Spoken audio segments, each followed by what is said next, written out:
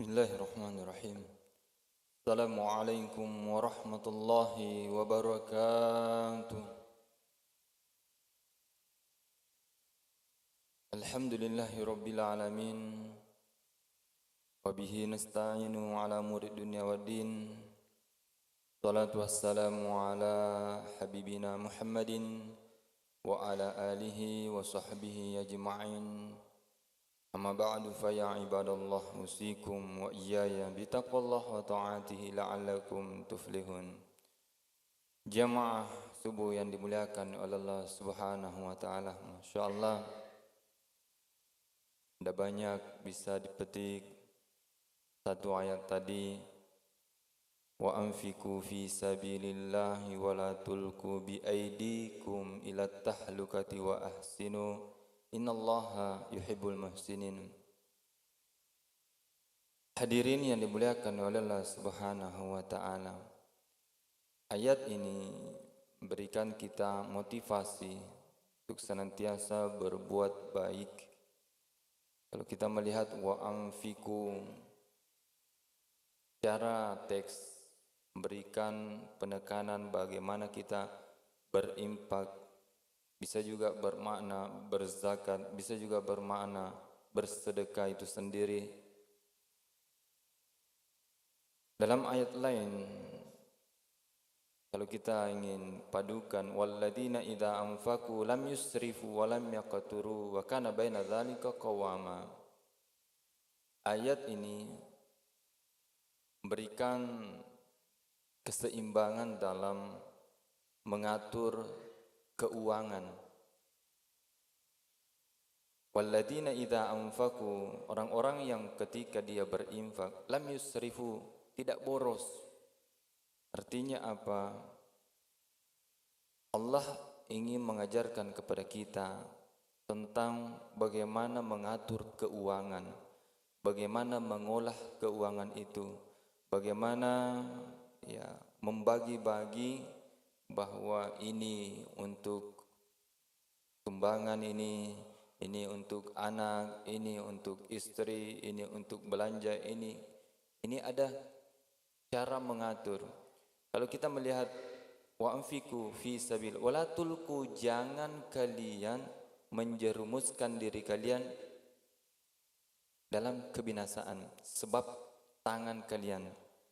Kalau saat sekarang ini boleh jadi sebenarnya ada banyak, mudah-mudahan di sini tidak ada, namanya judi online. Ya, itu kan menggunakan tangan, pakai HP, judi online, atau main game. Wala tulqu bi aidikum. Ya, hadirin yang dimuliakan oleh Allah Subhanahu wa taala.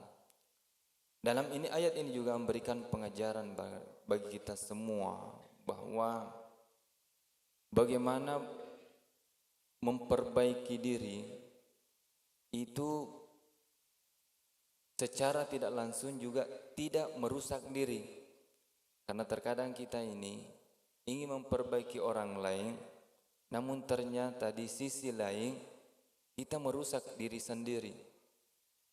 Ya, rela membantu orang lain, ternyata itu bukan kemampuan kita sehingga itu merusak diri sendiri.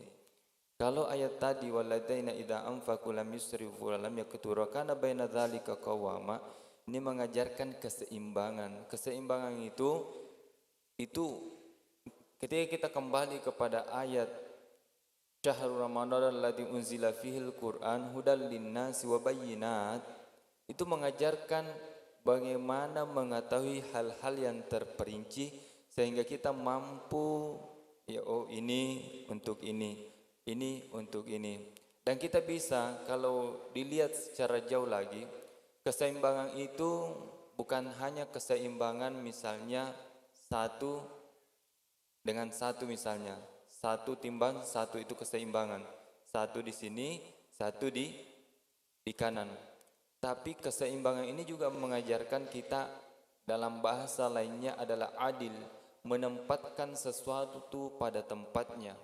Ya, menempatkan sesuatu pada tempatnya. Misalnya songkok ini tempatnya di kepala, tidak mungkin disimpan di kaki. Ya, bagaimanapun bagusnya ini, tongkol ini tetap di kepala, bukan di kantong misalnya. Tapi setiap kepala ini memiliki ukuran masing-masing. Tidak mungkin ukuran kepala saya bisa semena-mena memberikan kepada orang lain. Begitu pula sebenarnya pemahaman. Tidak menutup kemungkinan pemahaman-pemahaman ini yang berkembang ini boleh jadi bahasanya berbeda, tetapi cara tangkapnya berbeda juga. Karena kenapa? Itulah kepala. Namun ayat mengatakan tadi, wala tulqu bi aidikum ila tahlukah. Jangan karena ya kita ingin memberi, memaksa sehingga merusak diri sendiri. Kenapa? Kalau tidak diterima, kecewa. Itu merusak sendiri. Ya, terkadang karena ada pendapat sendiri mau dipaksakan untuk orang lain, akhirnya karena tidak sesuai bisa merusak diri sendiri. Ini pentingnya bagaimana mengajarkan kembali bagaimana memperbaiki pola pikir yang baik. Karena pola pikir yang baik ini itu dikatakan usul fadail wa yambu'ul adab al-aqal. Sumber atau pondasi kehormatan itu, sumber adab adalah akal. Berarti Al-Quran betul-betul di dalam bulan Ramadan ini ingin membentuk kita bagaimana memperbaiki akal. Karena kalau akal ini bagus, akal ini berjalan dengan seimbang, berpikir dengan baik, maka dia akan menjadi kunci sumber kehormatan dan kunci sumber bagaimana beradab. Ya, hadir yang dimuliakan oleh Allah Subhanahu wa taala. Oleh karena itu selalu ayat, ketika kita melihat ayat itu paduannya bagaimana akal ini betul-betul bekerja dengan baik, bekerja dengan maksimal. Hadir yang dimuliakan oleh Allah Subhanahu wa taala. Oleh karena itu, kalau kita melihat tadi wa ahsinu innallaha yuhibbul muhsinin.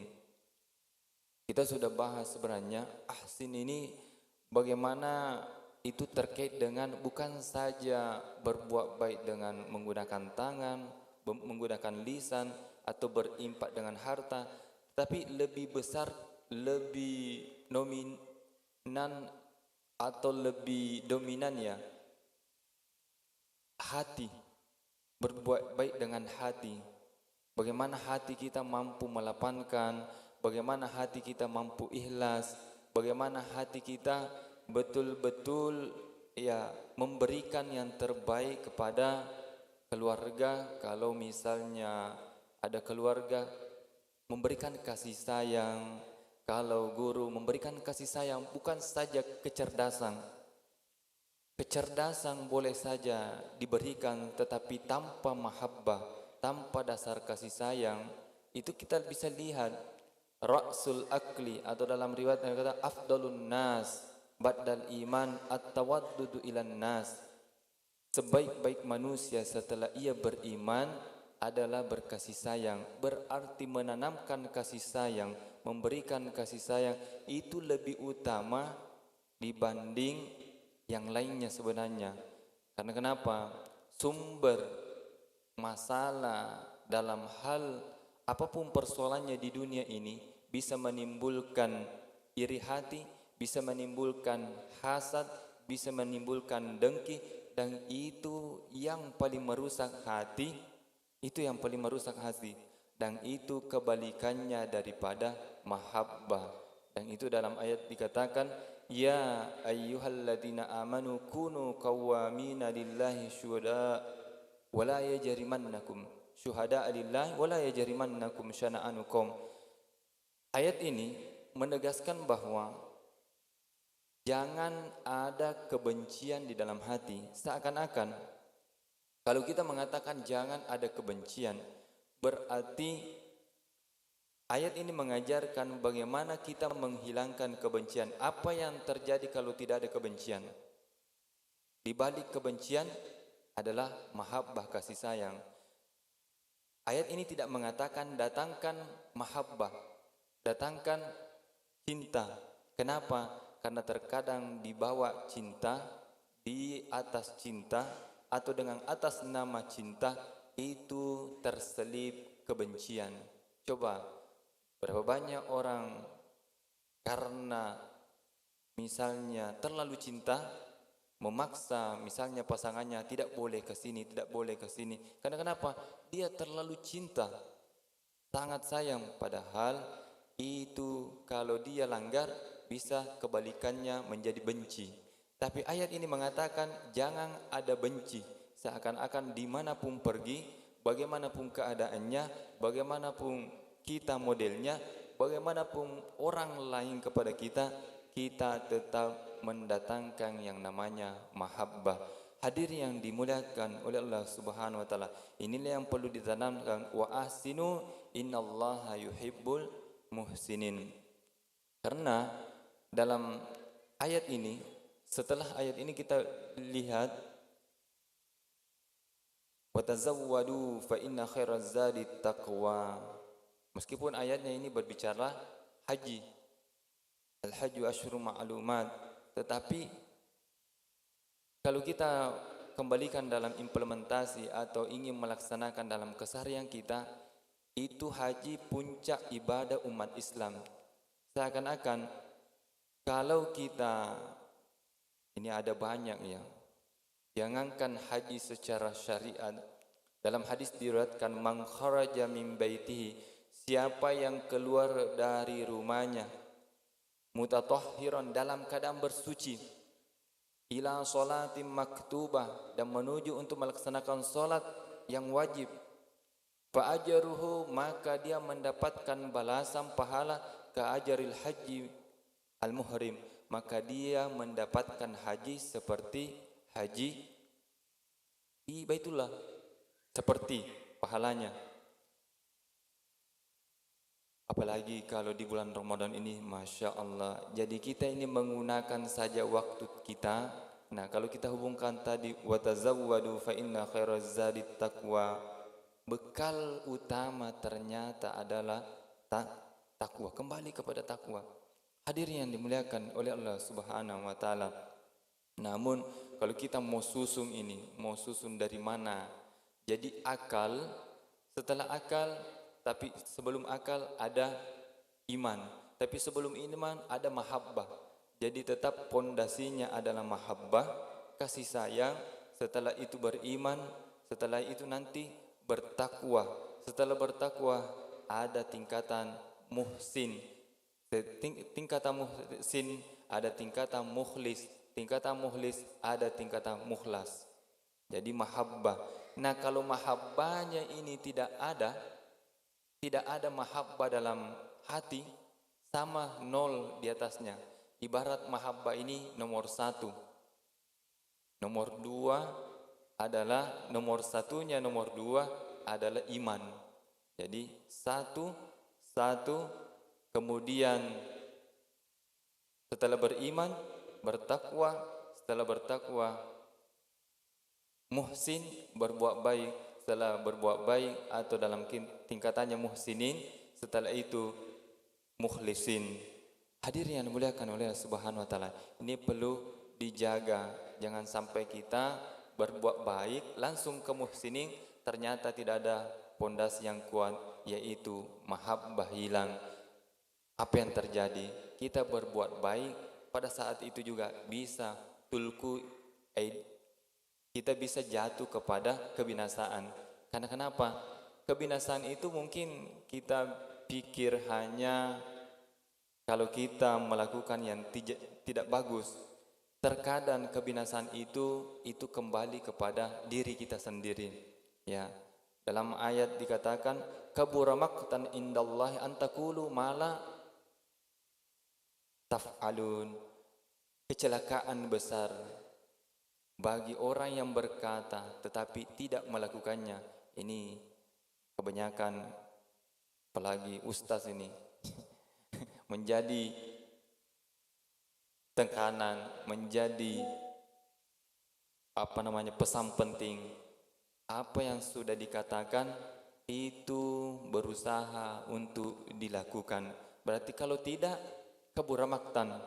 Itu tadi, kalau kita mengatakan kami melakukannya, kami ingin berbuat baik, berbagi, tapi kalau tidak melakukan apa yang disampaikan, Al-Quran mengatakan kabura maktan indallah. Oleh karena itu, mari kita bersama-sama saling mendoakan, saling bermahabbah, berkasih sayang. Bukan berarti yang menyampaikan ini lebih baik daripada yang duduk-duduk. Itu bahkan lebih besar tanggung jawabnya. Karena apa yang kami sudah sampaikan, kalau tidak diamalkan, itu sama saja. Kalau kita melihat tulku biaidikum ila tahluka, kita juga memasukkan diri ke dalam kebinasaan. Karena kenapa? Kita sudah tahu sementara tidak melaksanakannya. Mudah-mudahan kita semua mampu memahami apa yang kita sudah ucapkan bisa kita kerjakan, apa yang kita kerjakan bisa kita ikhlas, apa yang kita ikhlaskan ini yang kita amalkan bisa menjadi amal yang mukhlasin dipilih oleh Allah Subhanahu wa taala. Demikian, lebih dan kurangnya mohon dimaafkan. Wabillahi taufiq was sa'adah. Assalamualaikum warahmatullahi wabarakatuh.